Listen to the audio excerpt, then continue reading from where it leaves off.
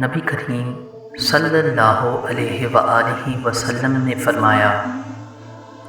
بے شک دین آسان ہے،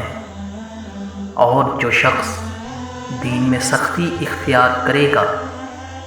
تو دین اس پر غالب آ جائے گا اور اس کی سختی نہ چل سکے گی۔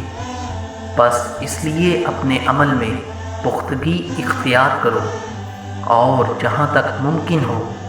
میانہ روی برتو اور خوش ہو جاؤ کہ اس طرز عمل سے تم کو دارین کے فوائد حاصل ہوں گے، اور صبحوں اور دوپہر اور شام اور کسی قدرے رات میں